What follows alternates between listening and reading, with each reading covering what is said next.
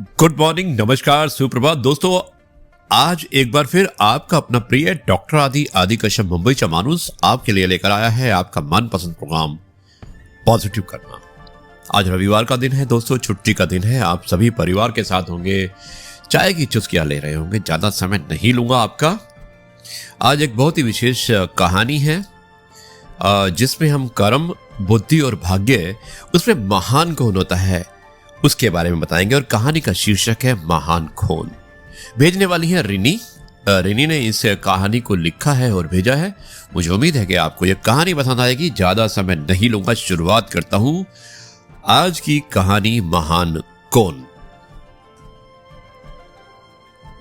दोस्तों, इंसान के जीवन में कर्म, भाग्य और बुद्धि, इन तीनों में कौन सबसे बड़ा है, चलिए इस कहानी के माध्यम से जानते हैं।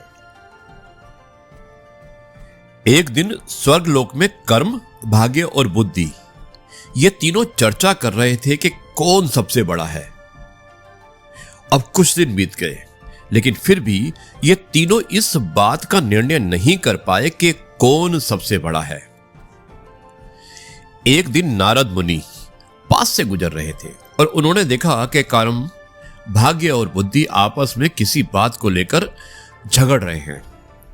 तो नारद मुनि तीनों के पास गए और पूछा कि भाई आप तीनों किस बात पर इतना झगड़ा कर रहे हैं। तब कर्म, भाग्य और बुद्धि ने बोला कि नारद मुनि, अब आप ही विचार कीजिए कि हम तीनों में से महान कौन है। नारद मुनि ठहरे। वो नारायण नारायण करते हुए हंसते हुए बोले कि ठीक है, लेकिन इसके लिए आप तीनों को पृथ्वी लोक में जाना होगा और 1 सप्ताह तक साधारण इंसान के साथ रहना होगा। आप तीनों में से जिसके प्रभाव से उस इंसान का भला होगा, उसी को महान घोषित किया जाएगा।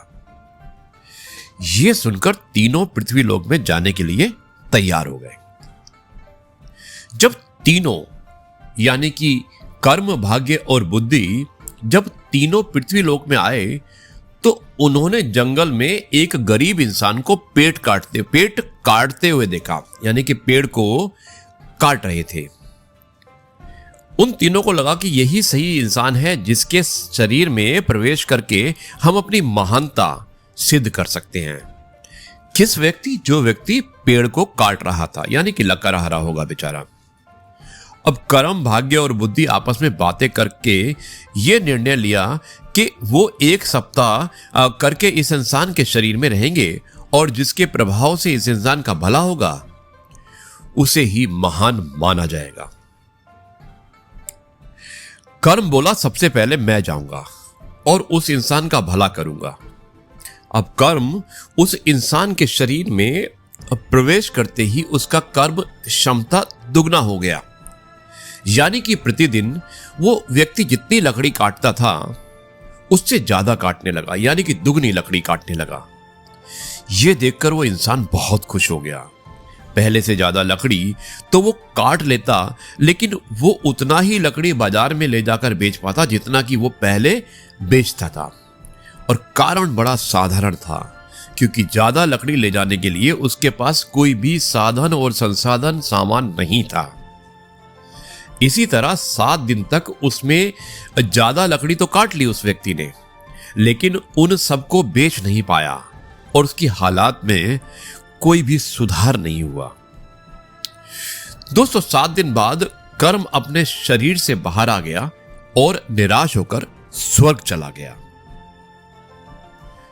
यह देखकर भाग्य बोला कि कर्म तो उसको धनवान नहीं बना सका। अब मैं अपनी किस्मत आजमाता हूं और इस व्यक्ति को धनवान बनाता हूं। और यह कहकर भाग्य उस गरीब इंसान के शरीर में प्रवेश कर गया। भाग्य के शरीर में प्रवेश करने के कुछ देर बाद जंगल में उस गरीब इंसान को बहुत सारा धन मिला। अब क्योंकि भाग्य तो भाग्य था और भाग्य ने उस इंसान की किस्मत को बदलने का फैसला किया और कुछ धन भेज दिया। उस धन को पाकर वो खुशी से झूमने लगा। धन को कैसे संभाल कर रखते हैं और कैसे सही जगह पर उपयोग करते हैं, इसका उसे ज्ञान नहीं था। उसने सारा धन खर्च कर दिया और 7 दिन बाद भाग्य भी उसका साथ छोड़कर निराश होकर स्वर्ग चला गया। दोस्तों अब बारी थी बुद्धि की। तो बुद्धि ने भाग्य से कहा कि देखना मैं इसे कैसे धनवान बनाता हूं, यानी कि धन ही धन देता हूं। और बुद्धि उस इंसान के मस्तिष्क यानी कि दिमाग में प्रवेश करती है और उसको ज्ञान की प्राप्ति हो जाती है। उसने अपनी कुल्हाड़ी की धार तेज की और जंगल चला गया और लकड़ी काटने लगा। आज उसने पिछले दिन से कुछ ज्यादा लकड़ी काटी और सारी लकड़ी को एक रस्सी में बांधकर खींचते हुए बाजार ले गया। उसने पहले से आज थोड़ा ज्यादा पैसा कमाया और उस पैसे से उसने और एक कुल्हाड़ी खरीद ली। अब उसके पास 2-2 कुल्हाड़ी थी और जब लकड़ी काटते काटते एक कुल्हाड़ी का धार खत्म हो जाता तो वो दूसरी कुल्हाड़ी के इस्तेमाल करके लकड़ी काटता। इससे वो पहले से बहुत ज्यादा लकड़ी काट पाता। इन सब लकड़ियों को बेचकर वो पहले से ज्यादा पैसे कमाने लगा। अब उसके पास पैसे को सही जगह खर्च करने का ज्ञान भी आ गया था और देखते ही देखते 7 दिन में ज्ञान की मदद से उसने बहुत पैसे कमा लिए। 7 दिन बाद बुद्धि का समय खत्म हुआ और वो वापस स्वर्ग चला गया। स्वर्ग में जाकर बुद्धि, कर्म और भाग्य से बात कर ही रहा था कि उसी समय नारद मुनि उनके पास आए और पूछा कि भी आप लोग धरती पर गए थे तो क्या हुआ। तब कर्म, बुद्धि और भाग्य नारद मुनि से कहते हैं कि जी हां, हम धरती पर गए तो थे। और साथ ही कर्म और भाग्य नारद मुनि से कहते हैं कि हे नारद मुनि, बुद्धि ही महान है, क्योंकि जहां बुद्धि होती है वहां कर्म और भाग्य अपने आप ही चला जाता है। इसलिए बुद्धि को महान कहा गया है और कर्म और भाग्य अपनी हार को स्वीकार कर लेते हैं और नारद मुनि कहते हैं नारायण नारायण। और दोस्तों इसी कहानी के साथ, इन शब्दों के साथ मैं भी इस कार्यक्रम को समाप्त करता हूं और आपसे कहता हूं जय गुरु जी, शुक्राना गुरु जी।